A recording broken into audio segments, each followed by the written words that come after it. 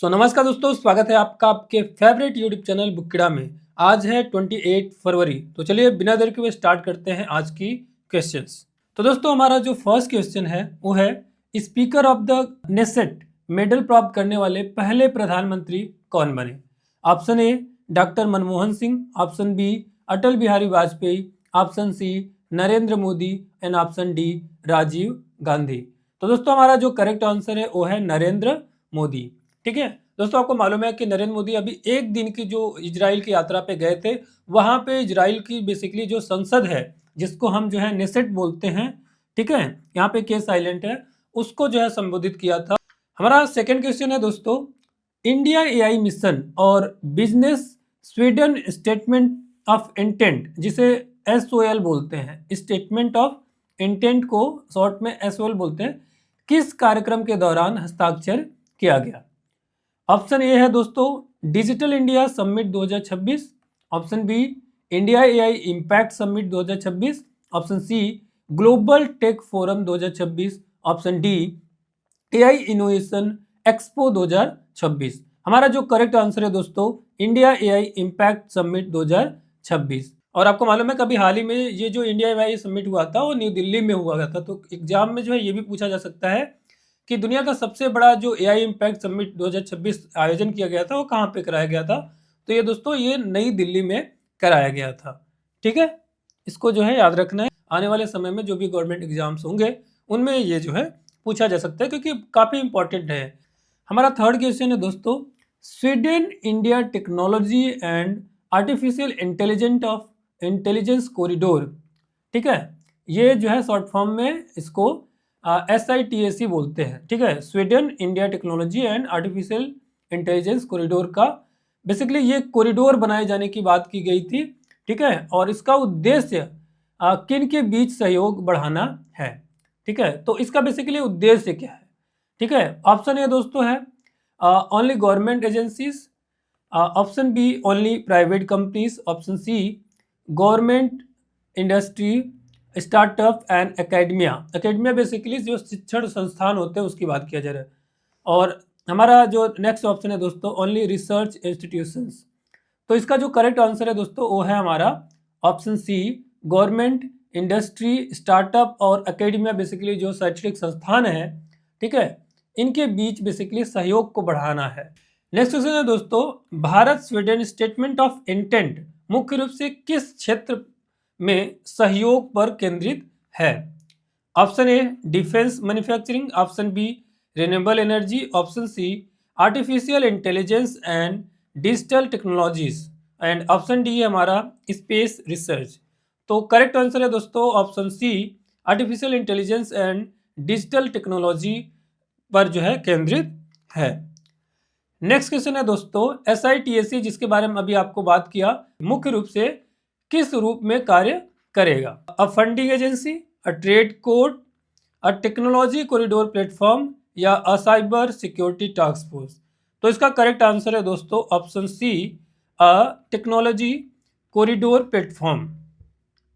ठीक है, next question है दोस्तों, भारत स्वीडन एआई साझेदारी का मुख्य उद्देश्य क्या है? Option A military alliance, option B exclusive AI patents और ऑप्शन सी है innovation economic growth and sustainable development, option D है क्रिप्टो करेंसी रेगुलेशंस। तो इसका जो करेक्ट आंसर है दोस्तों वो है हमारा option C innovation economic growth and sustainable development. Next question है दोस्तों, अग्निवर्षा सैन्य अभ्यास का आयोजन कहाँ किया गया? Option A Jaisalmer, option B Pokhran field firing range, option C Barmer, option C D Leh. इसका करेक्ट आंसर है दोस्तों option B Pokhran field firing range.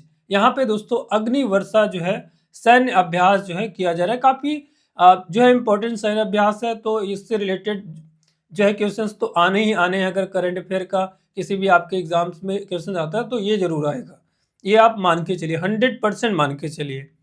ठीक है, इस रिलेटेड थोड़ी सी पॉइंटर्स देख लेते हैं दोस्तों।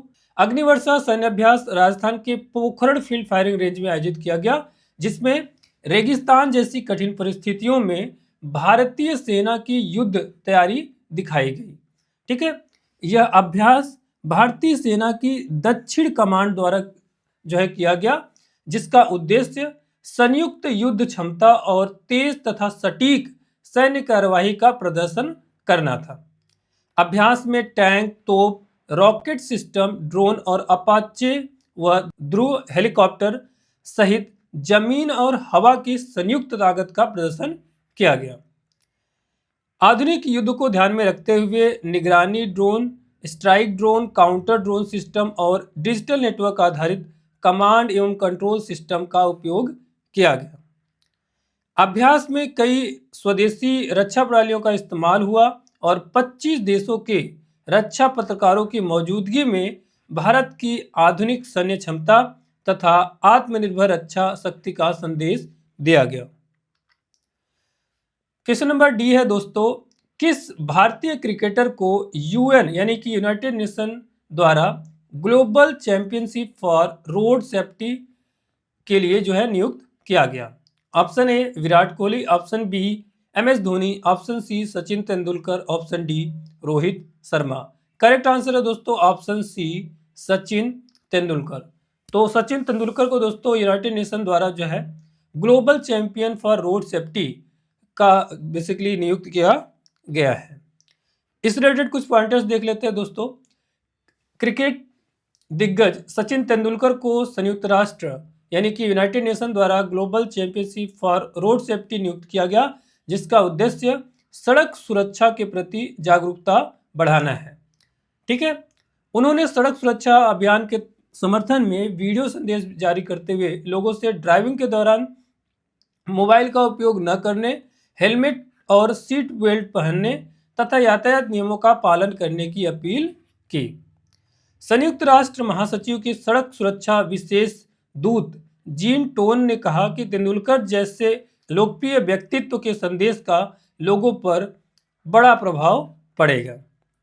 भारत में यूएन एजेंसी और WHO यानी वर्ल्ड हेल्थ ऑर्गेनाइजेशन ने सड़क सुरक्षा सुधार के लिए राजस्थान, केरल, तमिलनाडु और असम राज्यों में वित्तीय एवं तकनीकी सहायता कार्यक्रम शुरू किया है। इस कार्यक्रम के तहत ब्लैक स्पॉट सुधार, सुरक्षित स्कूल जोन, पैदल एवं साइकिल सुविधाएं तथा दुर्घटना के बाद बेहतर चिकित्सा व्यवस्था विकसित करने पर ध्यान दिया जाएगा।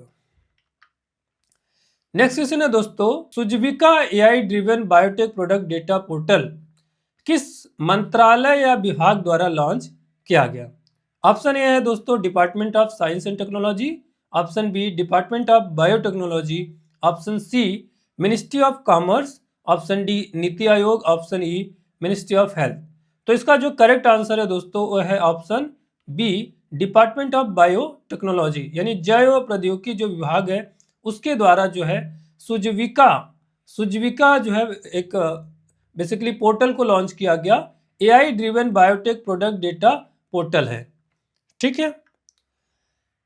नेक्स्ट क्वेश्चन है दोस्तों, सुजविका जो पोर्टल है किस प्रकार का प्लेटफॉर्म है ना? Option A vaccine research platform, option B trade statistic digital intelligence platform, option C genome sequencing portal, option D startup funding portal. तो इसका जो करेक्ट आंसर है दोस्तों वो है option B trade statistic digital intelligence platform यानी कि व्यापार सांख्यिकी डिजिटल इंटेलिजेंस प्लेटफॉर्म है। ठीक है। इसके बारे में थोड़ा से पॉइंटर्स जान लेते हैं दोस्तों।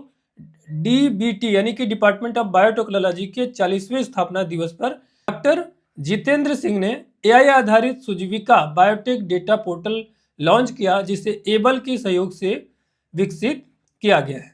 यह प्लेटफॉर्म बायोटेक आयात डेटा उपलब्ध कराकर आयात निर्भरता का विश्लेषण और स्वदेशी उत्पादन को बढ़ावा देता है।